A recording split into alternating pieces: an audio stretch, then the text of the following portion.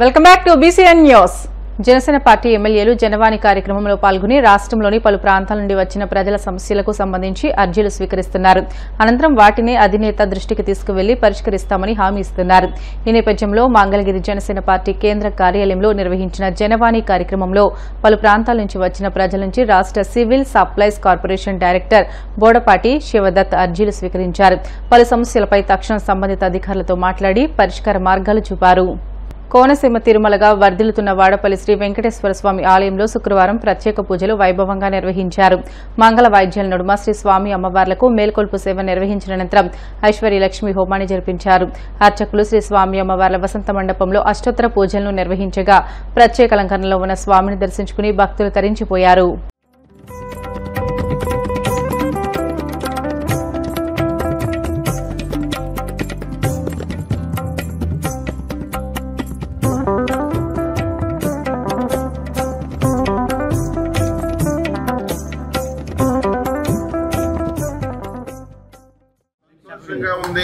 ఎప్పటి నుంచో వాడపల్లిలో వెలిసినటువంటి శ్రీ శ్రీ వెంకటేశ్వర స్వామిని దర్శించుకోవాలని చాలా సార్లు అనుకున్నా. ఈ రోజు వెంకటేశ్వర స్వామి ఆశీర్వాదంతో ఈ రోజు దర్శించుకునే అవకాశం కలిసింది.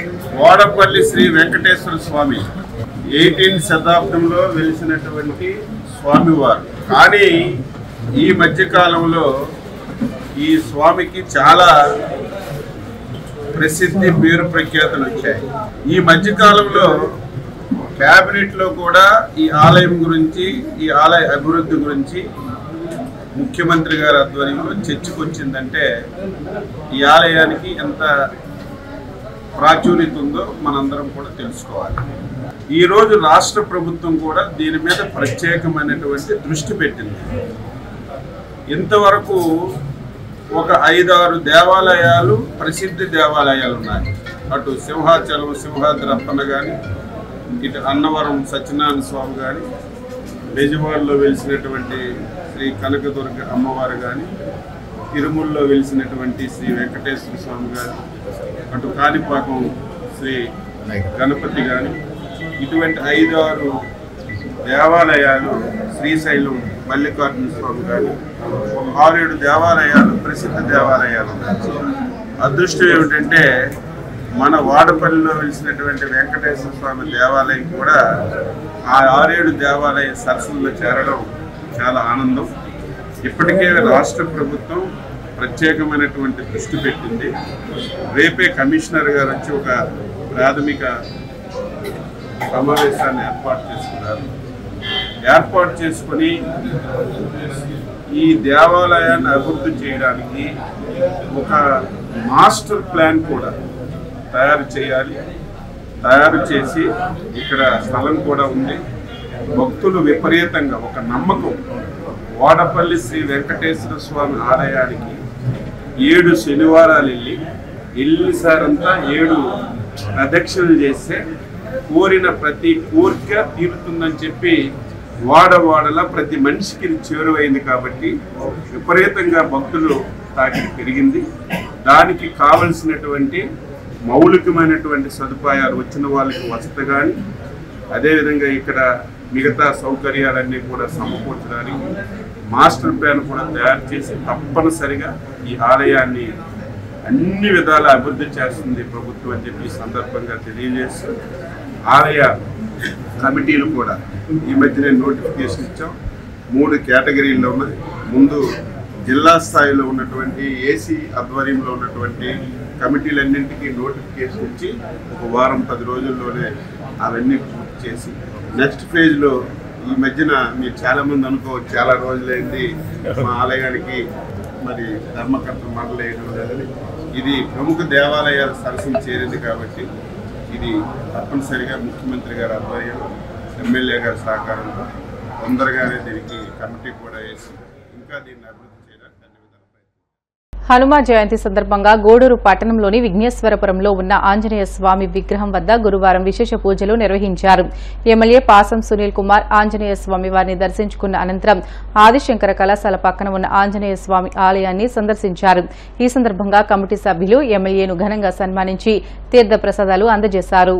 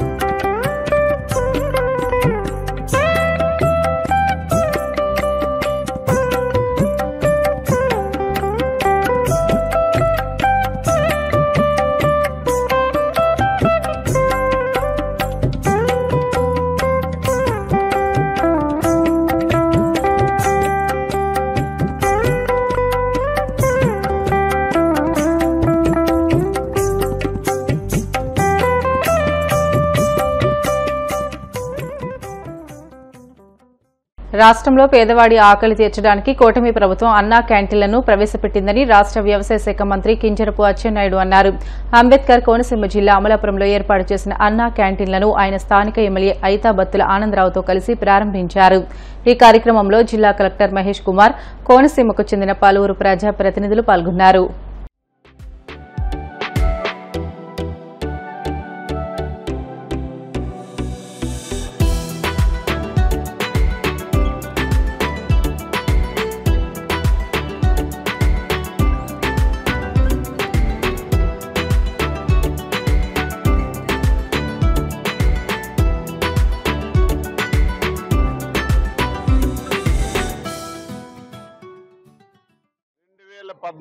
సంవత్సరంలో ఆనాటి తెలుగుదేశం ప్రభుత్వం ఈ కార్యక్రమాన్ని ప్రారంభించింది. ఎవరైతే 3 పూటలు తినడానికి ఇబ్బంది పడుతున్నారో, ఎవరైతే గ్రామీణ ప్రాంతాల నుంచి పట్టణ ప్రాంతాలకి పనుల మీద వస్తారో, వీళ్ళందరికీ కూడా తక్కువ ధరకే నాణ్యమైనటువంటి పౌష్టికాహారం అందించాలనే ఉద్దేశంతో అన్నా క్యాంటీన్ ఆ రోజు ప్రారంభించాం. దురదృష్టవశాత్తు 2019లో ప్రభుత్వం పోయిన తర్వాత ఏ ప్రభుత్వం అయినా సరే ప్రజలకి ఉపయోగపడినటువంటి కార్యక్రమం కొనసాగించవలసినటువంటి బాధ్యత ఉంటుంది. కానీ 2019లో వచ్చినటువంటి ప్రభుత్వం చంద్రబాబు నాయుడు గారి నాయకత్వంలో ఏ కార్యక్రమాలు ప్రారంభించబడ్డాయో అవన్నీ కూడా నిలుపుదల చేశారు. అందులో 5 రూపాయలకి అన్నం పెట్టినటువంటి అన్నా క్యాంటీన్ లాంటి పథకాన్ని కూడా నిలుపుదల చేయడం ఇంతకంటే హేయమైనటువంటి దుర్మార్గమైనటువంటి కార్యక్రమం ఇంకొకటి ఉండదు. అధికారం కోల్పోయినా అన్నా క్యాంటీన్లు ఆ రోజు ప్రభుత్వం ఎత్తేసింది.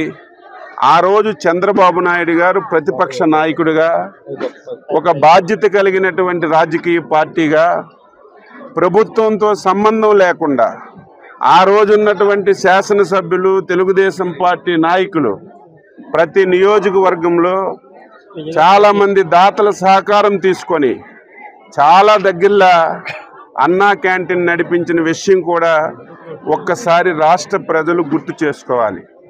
అదృష్టవశాత్తు మొన్న జరిగినటువంటి ఎన్నికల్లో ఎన్డీఏ పార్టీలు ప్రజల సహకారంతో అధికారంలోకి వచ్చాయి. వచ్చిన తర్వాత మొట్టమొదటి సంతకం అన్నా క్యాంటీన్లు పునః ప్రారంభించిన దాని మీద ఆనాటి ముఖ్యమంత్రి గారు పెట్టారు.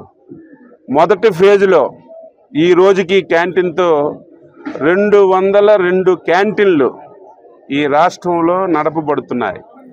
5 రూపాయలకే ఉదయం టిఫిన్ కానీ, మధ్యాహ్నం భోజనం కానీ, రాత్రి డిన్నర్ కానీ. అది కూడా ఏదో భోజనం పెడుతున్నామంటే ఆషామాషిగా కాదు, నాణ్యమైనటువంటి భోజనం. ఈ క్యాంటీన్ కట్టి పరిశుభ్రమైనటువంటి వాతావరణంలో భోజనం పెడుతున్నాం. భోజనం పెట్టడమే కాదు, ముఖ్యమంత్రి గారు ప్రతి 15 రోజులకి, నెల రోజులకి ఎవరైతే అన్నా క్యాంటీన్లో భోజనం చేస్తున్నారో వాళ్ళకి డైరెక్ట్గా ఆర్టీఎస్ ద్వారా ఫోనులు చేసి ప్రభుత్వం అన్నా క్యాంటీన్ ద్వారా 5 రూపాయలకు భోజనం పెడుతుంది, బాగుందా బాగులేదా, ఇంకా ఏమైనా సరే మార్పులు చేర్పులు చేయాలని ప్రజలకే డైరెక్ట్గా అడుగుతుంటే 98% మంది శబాష్ బాగుందన్న క్యాంటీన్ అని సమాచారం ఇచ్చినటువంటి ఒక బ్రహ్మాండమైనటువంటి పథకం అన్నా క్యాంటీన్ పథకం. ఇప్పటి వరకు ఓన్లీ పట్టణ ప్రాంతాల్లోనే అన్నా క్యాంటీన్లు నడపబడుతున్నాయి. మేమందరం అడిగాం, ఇది సక్సెస్ఫుల్ ప్రోగ్రాం, కనీసం ప్రతి నియోజకవర్గానికి ఒక అన్నా క్యాంటీన్ ఉండే విధంగా మీరు శాంక్షన్స్ ఇవ్వాలంటే ఈ మధ్యకాలంలోనే ఈ 202 కాకుండా పూర్తిగా లేనటువంటి నియోజకవర్గాల్లో ఇంకొక 70 శాంక్షన్ చేశాం. టెండర్లు కూడా పిలిచాం. కన్స్ట్రక్షన్ స్టార్ట్ అయింది. ఆ 70 కూడా ప్రారంభించబడితే 175 నియోజకవర్గాల్లో, అన్ని నియోజకవర్గాల్లో అన్నా క్యాంటీన్లు ప్రారంభించబడతాయి. ఒక దగ్గర 2 ఉండొచ్చు, కానీ మినిమం ఒకటైనా ఫస్ట్ ఫేజ్లో ఉండే విధంగా చర్యలు తీసుకున్నాం. దీనికి ఒక కమిటీ కూడా వేశాం, ఒక సొసైటీ కూడా ఏర్పాటు చేస్తున్నాం. దీనికి దాతలు కూడా సహకరించాలి. వార్తలు ముగించే ముందు ముఖ్యాంశాలు మరొకసారి. అమృత్ భారత్ స్టేషన్ పథకం భారతీయ రైల్వేలో సరికొత్త అధ్యాయానికి నాంది. కేంద్ర మంత్రి భూపతిరాజు శ్రీనివాస వర్మ వెల్లడి. మద్యం కేసులో తప్పు చేయకుంటే జగన్ ఎందుకు వెనకాడుతున్నారన్న షర్మిల. ఏ విచారణకైనా సిద్ధమని ఎందుకు చెప్పడం లేదని నిలదీత. మంగళగిరి జనసేన పార్టీ కేంద్ర కార్యాలయంలో జనవాణి కార్యక్రమం. ప్రజల నుంచి అర్జీలు స్వీకరించిన రాష్ట్ర civil supplies corporation director Bodapati Shivdatt. Vadapalli Venkanna ఆలయంలో ప్రత్యేక పూజలు.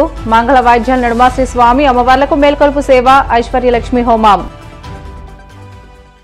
ఇవి ఇప్పటి వరకు బులెటిన్లోని అప్డేట్స్. మరిన్ని వార్తల కోసం VCN digital YouTube channel, Facebook పేజీని ఫాలో అవ్వండి. అప్డేట్ వార్తల కోసం ప్లీజ్ డూ సబ్స్క్రైబ్.